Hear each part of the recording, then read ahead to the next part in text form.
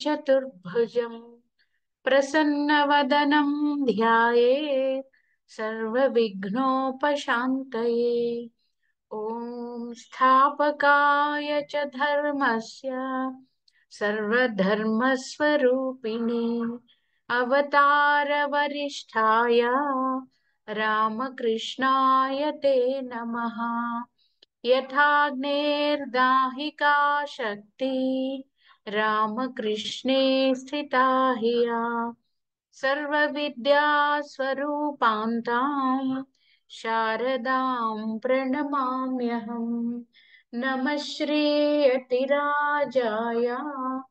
विवेकानन्दसूरये सच्चित्सुखस्वरूपाय स्वामिने तापहारिणे गुरुर्ब्रह्मा गुरुर्विष्णुः गुरुर्देवो महेश्वरः गुरुः साक्षात् परं ब्रह्म तस्मै श्री गुरवे नमः।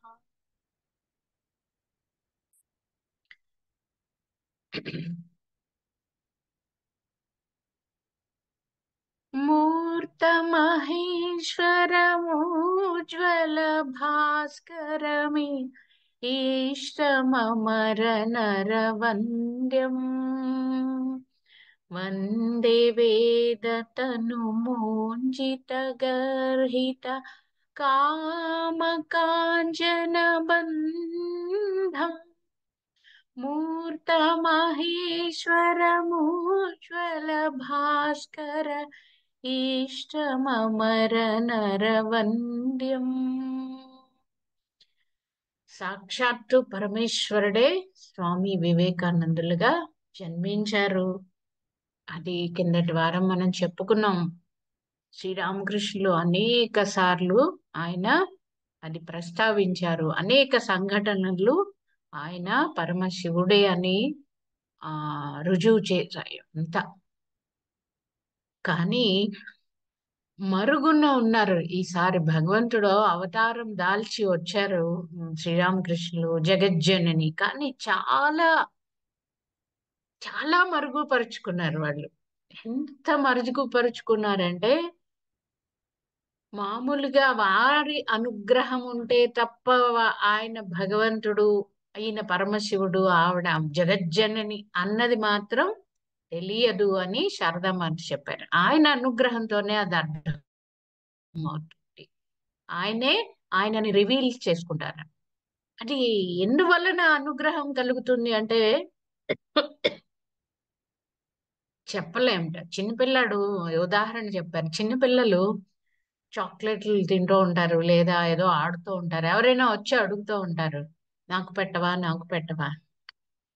చిన్నపిల్లలు ఎవరికి కారణం ఉండదు, వాళ్ళకి ఎవరికి పెట్టాలనిపిస్తే వాళ్ళకి పెడుతుందా. అలాగే భగవంతుడు అనుగ్రహం ఉంటేట ఎవరికి మీద కుదురుస్తుందో తెలియదు. అది ఆ అనుగ్రహంతో వారి యొక్క ఆ స్వరూపం అన్నది రివీల్ అవుతుంది. గురువు అంటే సాక్షాత్తు పరబ్రహ్మమే అని ఆ ఫెయిత్ ఎవరికి ఉందో, అటువంటి ఆ ఫెయిత్ కూడా ఆయన వల్లనే కలుగుతుంది. అనుగ్రహం వల్లే, మన ప్యూరిటీ వలన కలుగుతుంది ఫెయిత్.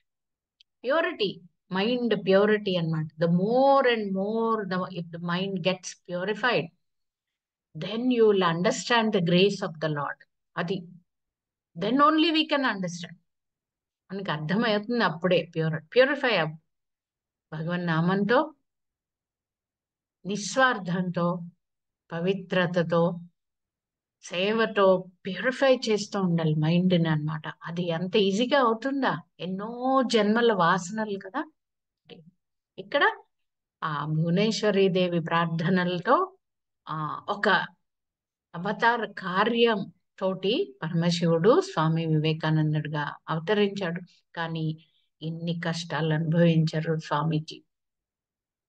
కొన్నాళ్ళు మనం చెప్పుకున్నాం కదా, దుర్భరమైన దారిద్ర్యం కుటుంబంలో ఆ ఆకలి కేకలు వినలేక నిస్పృహతో ఆయన భగవంతుడి మీద, ఈ చిన్నప్పటి నుంచి ప్రేమించిన భగవంతుడి మీద కూడా విశ్వాసం కోల్పోయేంత కష్టాలు వచ్చాయి.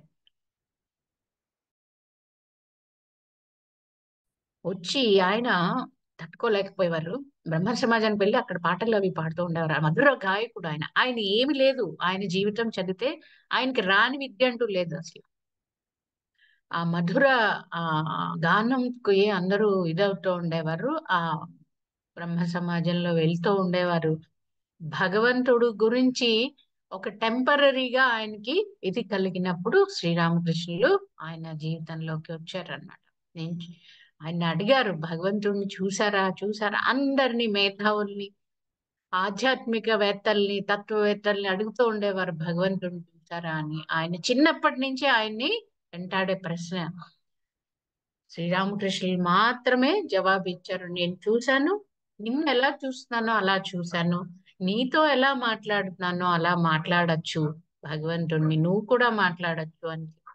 అక్కడితో ఆయనకి ఆ గురువు లభించారన్నమాట. అప్పుడు ఆ సమావేశంలో తెలియలేదు, గ్రాడ్యువల్ గా ఆయనకి ఆయన అవ ఆ ఆయన ఎప్పుడు నరేంద్రుణ్ణి, అంటే నరేంద్రుడు ఆయన పేరు, వివేకానంద కాకముందు ఆ నరేంద్రుణ్ణి చూడాలనట ఆయనకి గిల్లగిల్లలాడిపోతూ ఉండేదట ప్రాణం. అంటే అంత ప్యూరిటీ పర్సానిఫైడ్. చెప్పుకున్నాం కదా, లాస్ట్ క్లాస్ లో చెప్పాను మీకు.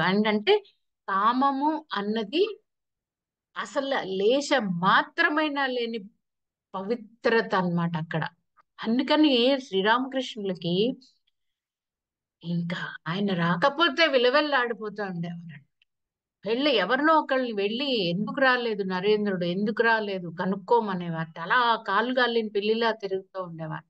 వస్తే కళ్ళ నీళ్లు పెట్టేసుకుని, వచ్చావా నాయనా అని తినిపిస్తూ ఉండేవారు. ఎన్నో సార్లు నరేంద్రుడు విసుక్కున్నారు, మీరు ఇలాగ నా కోసం భగవంతుడిని వదిలేసి నా కోసం తపన పడుతున్నారేంటి, చాలా అసలు బాలేదు చూడ్డానికి అని విసుక్కున్నారు. అది ఆ బంధం ఎంత గొప్పదంటే చదవాలి ఒకసారి, ఆ సాహిత్యం చదవాలి. అసలు అద్భుతమైన గురు శిష్య బాంధవ్యం అన్నమాట. ఈయన విసుక్కున్న, ఆయన పరీక్షలు పెట్టిన, కఠినంగా పెట్టిన, ఈయన విసుక్కున్న మీదంతా ఎంతవరకు వెళ్ళారంటే, ఆ శ్రీరామకృష్ణులు సమాధి స్థితిలో ఉండేవారు కదా ఎప్పుడు. 3 వంతులు ఆయన సమాధి స్థితిలో ఉంటూ మధ్య మధ్యలో అలా వస్తూ ఉండేవారు. మీవన్నీ భ్రమలని అని ఒకసారి కొట్టిపారేశారు. అంతవరకు అనగలిగిన ఆ ధైర్యం కానీ, ఆ చనువు కానీ నరేంద్రుడికి ఉంది. మీరు అందరు మీ భ్రమలు అవన్నీ, మీరు సమాధి అండం, భగవత్ సాక్షాత్కారం, కాళీమాన్ చూసాను, ఇవన్నీ మీ భ్రమలు, మానసిక చాంచల్యము, భ్రమ అని అనేసారు. అంటే శ్రీరామకృష్ణులు నరేంద్రుడు చెప్పాడా, నరేంద్రుడు అసత్యం ఆడు కదా అని పరిగెట్టి పరిగెట్టి అమ్మ దగ్గరికి వెళ్ళి అమ్మని అడిగారు. అంటే అమ్మ చెప్పింట, ఆయన కాళీమానే అన్ని అడుగుతూ ఉండేవారు. అమ్మ ఇదా, అమ్మ అదా. ఒక ఒక మా ఆవిడ చెప్పింది, నేను నిజమే, నువ్వు నిజమే అని చెప్పి అన్నాడు. అప్పుడు వచ్చి, లేదు అమ్మ చెప్పింది ఇంత నిజమే, నువ్వు నన్ను ఊరికే ఆట పట్టిస్తున్నావు అని. అలాగే ఆయన ఒకసారి, నా గురించి ఎందుకు మీరు తపన పడుతూ ఉంటారు, అస్తమానం ఏడుస్తూ ఉంటారు, నా కోసం గిల్గిల్లాడిపోతారు, ఇది బాగాలేదు, అసహ్యంగా ఉంది అని అంటే, ఆయన వెళ్ళి మళ్ళీ అమ్మతో చెప్పారు, అమ్మ అలా అంటున్నాడు, భగవంతుడిని మర్చిపోయి అతని కోసం నేను ఇదవుతున్నా అని అంటే, అమ్మ చెప్పింటాను, అతనిలో నువ్వు నారాయణని చూస్తున్నావు కదా, అందుకనే అలా ఉంటున్నావు కదా, అందులో తప్పు లేదు అని. అప్పుడు వచ్చి చెప్పాడు, ఆయన నీ మాట ఏమి నేను ఆ ఇది చెయ్యను, అమ్మ చెప్పింది, నువ్వు నారాయణుడు అని. అంటే పరమశివుడు అనుకున్నాం కదా, నారాయణుడు ఏమిటి కాదు. ఇక్కడ ఏంటంటే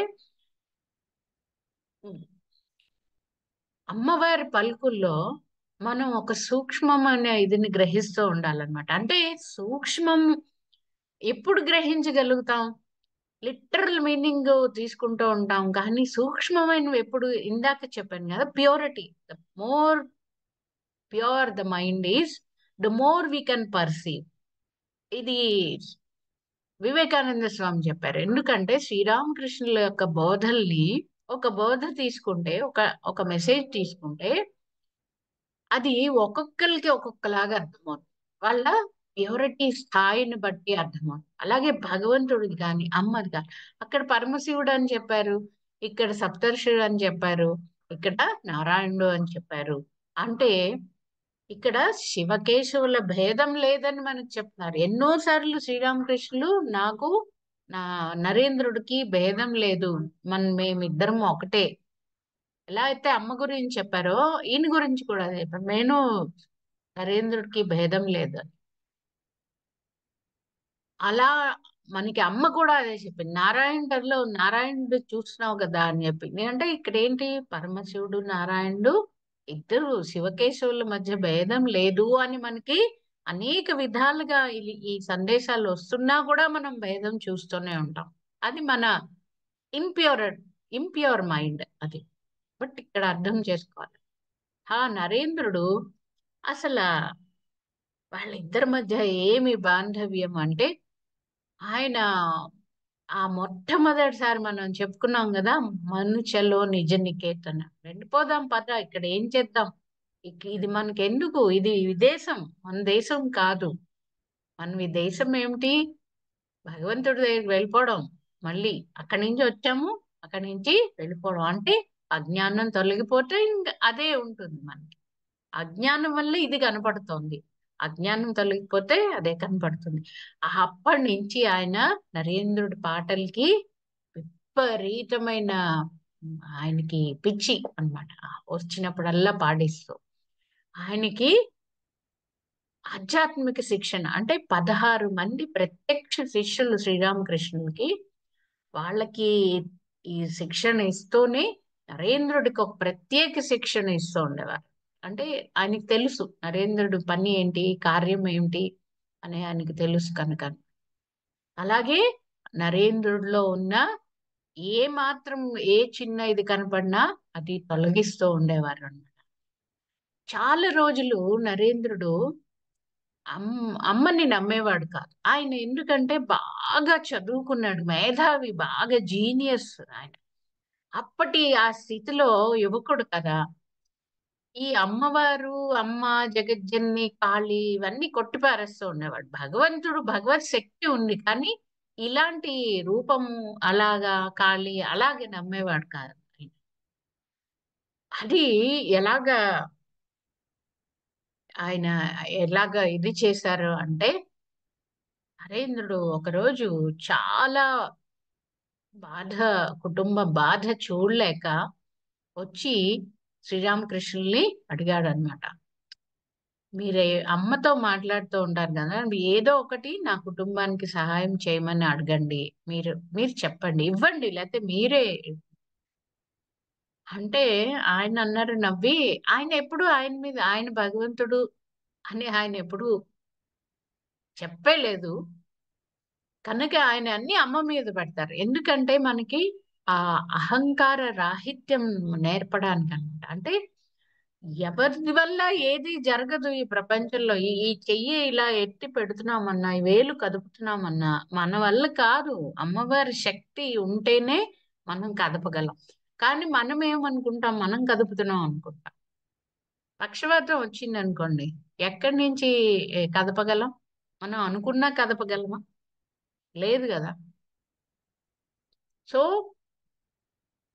అమ్మవారి శక్తే మన్ని కదిలిస్తోంది అనమాట. అందువల్ల మనకి ఆయన ఎప్పుడు అమ్మ అమ్మ అనేవారు, మన్ని అమ్మ అమ్మ అనమంటారు. అమ్మ అన్ని అమ్మ, మనం ఏమీ లేదు. ఆ అమ్మవారిని ఆయన ఏం చెప్పారు, నువ్వు వెళ్ళి అడగచ్చు కదా. ఇది అద్భుతమైన దక్షిణేశ్వర కాళికాలయం, ఇప్పటికీ మీరు వెళ్తే అక్కడ ఆ అనుభూతి ఉంటుంది, అలౌకిక అనుభూతి. అక్కడ అడుగు పెడితే ఆ అంటే ఒక భగవంతుడు అద్భుత లీల జరిగిన ప్రదేశం. అక్కడ సాక్షాత్తు పరమశివుడు, మహావిష్ణువు, జగజ్జనని నడిచిన నేల అది. ఇంకా అనేక మంది ఆ ఆధ్యాత్మిక మేరు శిఖరాలు ఆయన ప్రత్యక్ష శిష్యులు, ఇంకా ఎంతో మంది యోగులు అంతా అడుగుపెట్టిన నేల అది, మామూలు చోటు కాదు అది. తర్వాత అమ్మవారు స్వయంగా చెప్పింది కాళీమ్మ, ఆ ఆలయం కట్టించిన రాసమణి దేవికి, ఆవిడ కాశీ వెళ్దాం అనుకుంటే, ఎందుకు కాశీ, ఇక్కడ గంగ ఉంది కదా, నేను ఇక్కడే ఉంటాను, ఇక్కడ ఆలయం కట్టించమని. అంటే అక్కడ అమ్మవారు ఉంది. తర్వాత భగవద్ లీల జరిగింది. తీర్థము క్షేత్రము రెండు అది అది కాశీ. అమ్మ చెప్పింది ఏంటంటే కాశీ వెళ్ళలేని వాళ్ళు ఇదే అవ్వక్కర్లేదు, దక్షిణేశ్వరం కూడా కాశీతో సమానం. ఇంకా గురువు యొక్క ఇది కూడా ఉంది కదా, గురు స్థానం. ఇంకా ఆ ఆ కాళీ ఆలయానికి పంపించారు పౌర్ణమి రోజు అన్నమాట. నువ్వు నరేంద్రుని వెళ్ళి అడుగు, అమ్మని ఇస్తుంది నీకు కావలసిందే. నరేంద్రుడు వెళ్ళాడు అమ్మని అడుగుదామని. జగజ్జయమానంగా అమ్మ ప్రకాశిస్తూ, అమ్మ చిరునవ్వు నవ్వుతో, అసలు ఈ సౌందర్య లాగా ఆ అమ్మ సౌందర్యాన్ని వర్ణించగలమా, అలాంటి సౌందర్యంతో ఆయనకి దర్శనం ఇచ్చింట. ఇస్తే ఆయన నా కుటుంబానికి ఏమైనా చెయ్యమని లేదా ఈ కష్టాలు తీర్చమని అడగలేకపోయాడు ఆయన.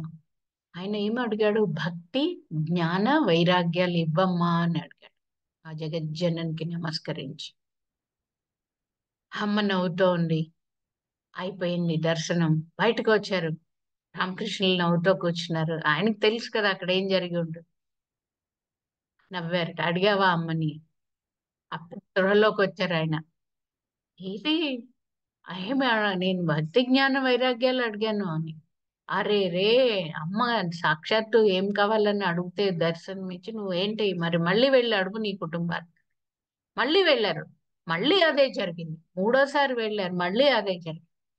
3 సార్లు ఆయన భక్తి జ్ఞాన వైరాగ్యాలు మాత్రమే ఆయన అడగగలిగారనమాట.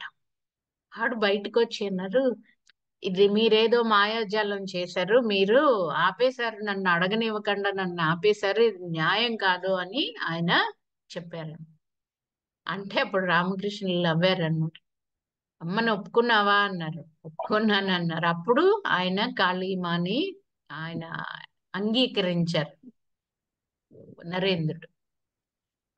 అప్పుడు నా రామకృష్ణులు మినిమం అంటే తిండికి బట్టకి లోటు ఉండదు నీ కుటుంబానికి అని చెప్పారు. ఇక మరి నరేంద్రుణ్ణి చాలా పెద్ద కార్యానికి ఆయన సిద్ధం చేయాలి కదా. ఆయన ఈ కుటుంబం ఆయన ఒక బాధ్యతగా ఫీల్ అయ్యారు కనుక ఆ చిన్న వరం మాత్రం ఇచ్చారు. ఎందుకంటే మినిమం అదేమి లగ్జరీ కాదు, ఉంది తిండి బట్ట, అది ఇచ్చారు. తర్వాత ఆయన నరేంద్రుడు ఈ తీవ్రమైన ఆధ్యాత్మిక సాధన అంటే నరేంద్రుడే అప్పటికి ధ్యాన ధ్యానంలో ఆయన అసలు చాలా అంటే ఆ స్థాయి ఆ ధ్యానంలో ఆయనది అసలు మామూలు వాళ్ళ స్థాయి కాదు. ఆయన అటువంటి ఇది చేస్తూ ఉండేవారు. అక్కడ పంచవటి అని ఉంటుంది. అంటే మనకి ధ్యానానికి దేవతా వృక్షాలు అన్నమాట. అశోక వృక్షము, ఈ వేప, ఇలాంటి ఈ 5 వృక్షాలు, దేవతా వృక్షాలు ఉంటాయి అక్కడ, ఇప్పటికీ ఉన్నాయి. ఆ వృక్షాలను చూడొచ్చు. ఆ మధ్యలో కూర్చుని జపధ్యానాలు చేసేవారు అనమాట. అంటే ఒకసారి కాళికాలయంలో, ఒకసారి నహబత్ అని ఉంటుంది అక్కడ. ఇలా అనేక చోట్ల నాట్య మండపం అని కాళికాటయంకి ఎదురుగుండా ఉంటుంది. ఆ తర్వాత ఆ గంగా నది తీరంలో ఇలాగ వాళ్ళు అనేక జపధ్యానాలు తీవ్రంగా అసలు రాత్రి నిద్రపోనిచ్చేవారు కాదు. నిద్రపోవడానికి వచ్చారు, నిద్రపోవడానికి అని రాత్రిలు ఆయన ఆయన ఇలాగ 12 సంవత్సరాలు తీవ్రమైన జపధ్యానాలు చేశారో నరేంద్రుడు వాళ్ళతో కూడా చేయించారు. ఆధ్యాత్మిక శిక్షణని ఇచ్చారు అనమాట. వాళ్ళు అందులో నరేంద్రుడికి ఎక్కువగా ఇచ్చారు. ఎక్కడైనా ఆయన ఎంతో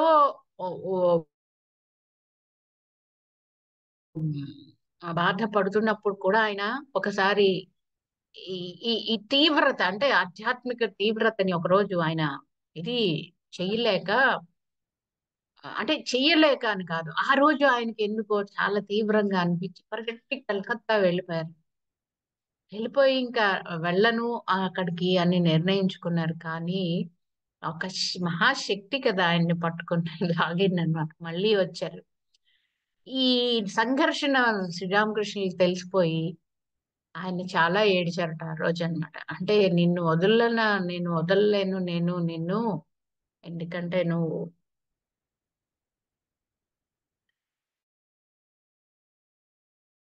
ఆ రాధాదేవి తత్వం, నువ్వు రాధా ఇది నువ్వు, అందుకని అంటే మూర్తి భవించిన ప్రేమ అంటే నరేంద్రుడు. మూర్తి భవించిన ప్రేమ ఆయన ఇదిలో చూస్తే ఆయన హృదయం చదివితే కన్నీళ్లు పెట్టని వాళ్ళు ఉండరు అసలు. అలాంటి హృదయమా ఆయనది అసలు. శివ హృదయం కదా ఆయన. అప్పుడు ఈయన కరిగిపోయారనమాట. అంత ప్రేమ బంధం వాళ్ళిద్దరిది. ఎంత ప్రేమ అంటే అసలు ఈ ఎప్పుడు ఆయన్ని అడుగుతూ ఉండేవారు, నా మీద ఎక్కువ చూపిస్తుంది, మిగతా వాళ్ళ మీద మీరు చూపించకపోతే ఎలాగా అంత ఇది అంటే, వాళ్ళకి తెలియదులే, నువ్వెవరో నీకు తెలియదు, నాకు తెలుసు నువ్వు అని చెప్తూ ఉండేవారు. దానికి తినిపిస్తూ ఉండేవారు నరేంద్రుడికి. ఇలాగా ఆధ్యాత్మిక శిక్షణ ఆయనకి తీవ్రంగా ఇది చేశారు.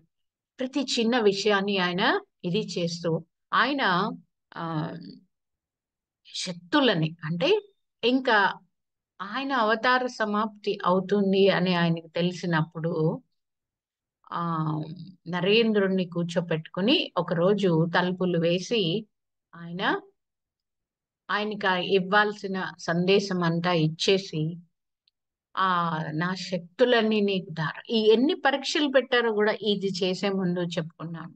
అష్ట సిద్ధులని ఉంటాయి యోగులకి, అవతార అవతార పురుషులకి ఉంటాయి. సో యోగులకి ఉన్న ఈ ఈ సాధన చేస్తే ఆ అష్టసిద్ధులు లభిస్తాయి అన్నమాట. అణిమ గరిమ అనే అష్టసిద్ధులు. ఈ అష్టసిద్ధులు మహాశక్తులు అన్నమాట అవి. ఆ అష్ట సిద్ధులు నీకు కావాలా అని అడిగారు ఒకరోజు నరేంద్రుని. అంటే పరీక్షించారు, ఆయన కూడా పరీక్షించారు, ఈయన పరీక్షించారు గురువుని. చెప్పాను కదా, నాణ్యం పెట్టి ఆయన ఇది పరీక్షించారు. తర్వాత ఉమ్, ఆ, అనేక రకాలుగా ఆయన్ని పరీక్షించారు. అలాగే ఆయన ఈయన్ని పరీక్షించారు. అష్టసిద్ధులు కావాలా అని అడిగారు. అంటే భగవంతుడు ఇది నాకు దొరుకుతుందా, ఆ అష్టసిద్ధుల వలన భగవత్ సాక్షాత్కారం లభిస్తుందా అని అడిగారు ఆయన. లభించదు అన్నట్టు. అయితే నాకు వద్దన్న. అష్టసిద్ధుల్ని కూడా రిజెక్ట్ చేశారు ఆయన నరేంద్రుడు. ఆ పరీక్షలో గెలిచాడు అన్నమాట. మామూలు వాళ్ళు ఎవరైనా కావాలనుకుంటారు అష్టసిద్ధులు. అలాగే నరేంద్రుడు ఒకరోజు సమాధి స్థితి కావాలని పేచి పెడుతూ ఉండేవాడు ఎప్పుడు ఆయన గురువు గారిని. నాకు ఇవ్వండి, నాకు ఇవ్వండి. ఆయన ఎంత అంటే భరించలేకపోయేవారు ఆ మనుషులు పడే బాధల్ని, ఆ సఫరింగ్ ని చూసి తట్టుకోలేక ఆయన, నాకు అన్నీ మర్చిపోవాలని ఉంది, నాకు సమాధి స్థితి ఇవ్వండి అని మారాం చేసేవారు బాగా. అది చేసేవారు. అని శ్రీరామకృష్ణులు ఇస్తాను ఇస్తాను అని ఒకరోజు సడన్ గా ఆయనకి ఆ స్థితిని ప్రసాదించారు. ఆ స్థితి ప్రసాదించేప్పటికి ఇవన్నీ మనకి మామూలు వాళ్ళకి అందరివి చాలా హై ఉన్నత స్థాయి ఆధ్యాత్మికత అన్నమాట. అంటే ఆ సమాధి స్థితి ఏమిటి, అవన్నీ సమాధి అనే పేరు, సమాధి అంటే ఏమిటి, ఇలాంటివన్నీ కూడా కొంత ఆధ్యాత్మిక మార్గంలో ఉన్న వాళ్ళకే అర్థమవుతాయి అన్నట్టుండి ఆయనకి చైతన్య స్థితిలోకి వెళ్ళిపోయారనమాట. అంటే గాఢమైన చైతన్య స్థితి, సమాధి స్థితి. ఇంకా అన్ని ఆయనకి ఆ ఆ చైతన్య ముందరగా ఆ ఇది కలిగింది. అంటే సర్వము భగవంతుడిగా ఆయనకి దర్శనమిచ్చాడు. ఎంత సర్వము భగవంతుడిగా అంటే అసలు ఎంత అంటే తాగే గ్లాస్ కూడా భగవంతుడి కింద కనపడింది. అన్నం తినలేకపోయేవారు, అన్నం కూడా భగవంతుడే కింద. అంటే ఇదేమిటి, ఇది అసలైన చైతన్య స్థితి అన్నమాట. నిజానికి మనం ఈ స్థూలంగా మనకు ఉంది అంటే మన కర్మ, మన యొక్క వాసనలు, మన యొక్క ఇంప్యూరిటీస్ వలన మనకి ఈ స్థూల ప్రపంచం కనబడుతుంది. కానీ ఎప్పుడైతే భగవంతుడి ఇది ఉంటుందో మొత్తం మనకి భగవంతుడిగా కనపడుతూ ఉంటుంది.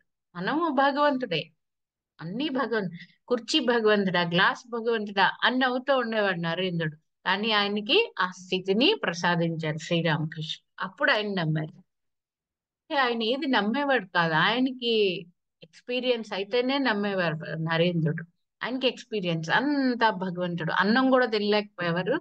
అప్పుడు వెళ్ళి శ్రీరామకృష్ణుల దగ్గర నాకు అంతా భగవంతుడే, ఏమీ చేయలేకపోతున్నాను, ఈ స్థితిని ఉపసంహరించమంటే ఆయన అప్పుడు ఉపసంహరించారు.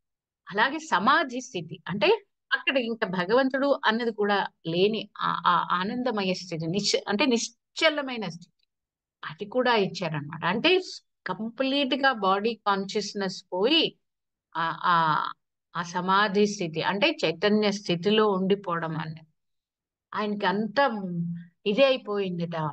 ఆ కలిగే ముందర ఏది నా శరీరం, ఏది నాకు శరీరం లేదు లేదు అని అరిచారట అన్నమాట. అలాంటి స్థితి ఆ సమాధిలో ఆయనకి ఇచ్చారు.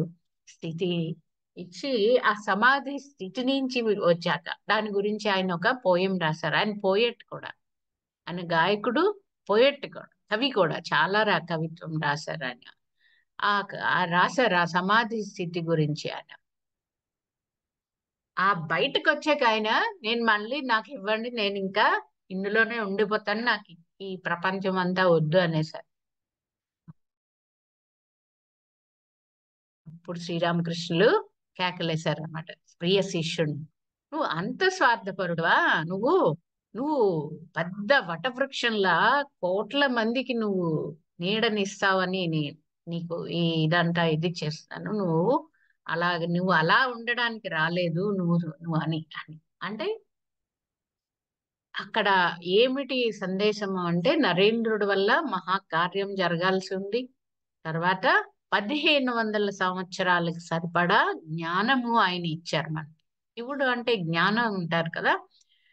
ఆయన complete works of Swami Vivekananda అన్నది మనకి లభ్యమవుతుంది మన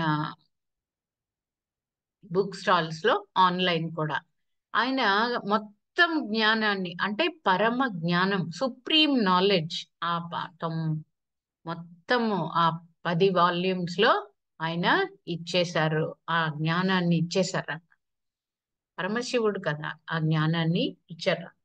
అంటే ఆ జ్ఞానం ఇవ్వడమే కాదు, మేల్కొల్పారు అన్నమాట. అది మనం తర్వాత చెప్పుకుందాం. ఇక్కడ ఆయన ఏం చేశారు అన్నది మనం నెక్స్ట్ క్లాస్ లో మనం బహుశా అవుతుంది, ఇవాళ అవ్వకపోవచ్చు. ఇక్కడ నరేంద్రుడుని అలాగా ప్రిపేర్ చేసి ఈ శక్తులు అని అంటే ఒకరోజు శ్రీరామకృష్ణులు కల్పతరువు అయిపోయారు. కల్పతరువు అంటే ఆ రోజు ఒక అరగంట మాత్రం, ఇప్పుడు అన్ని రామకృష్ణ మఠాల్లో కల్పతరువు డే అని సెలబ్రేట్ చేస్తారు. జనవరి 1 మధ్యాహ్నం 3:30కి అప్పుడు ఆయన ఉన్నప్పుడు ఒకరోజు ఆయన భగవంతుడిగా ఉండి నేను ఇంకా భగవంతుడినే అని చెప్పారు.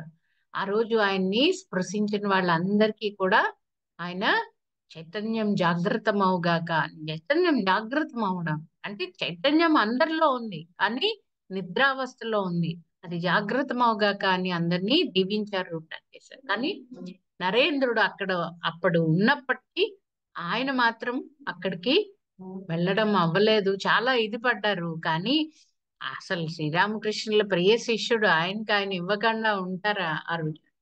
సేవ చేస్తూ ఉండేవారు శ్రీరామకృష్ణులకి.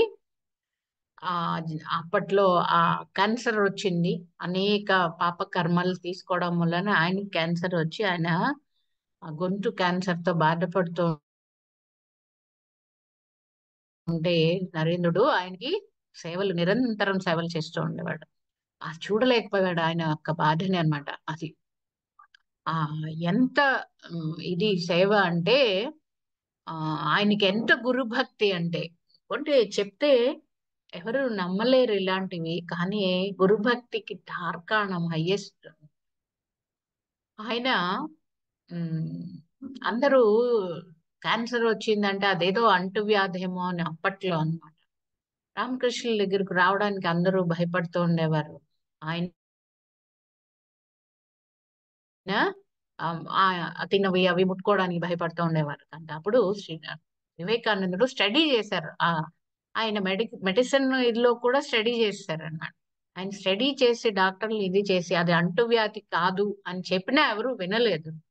అప్పుడు ఆయన శ్రీరామకృష్ణులు తిన్న ఆ బౌల్లోనే ఆయన తిని అందరికి చూపించారట అనమాట. ఇది కాదు అంటువ్యాధి కాదు అని. అంత గురుభక్తి అన్నమాట ఆయన. ఎంత ప్రేమ గురుభక్తి ఏంటంటే వివేకానందుడు ఈయన వ్యక్తిత్వాన్ని, వివేకానందుడి యొక్క ఇదిని పరిశీలిస్తే గురుభక్తి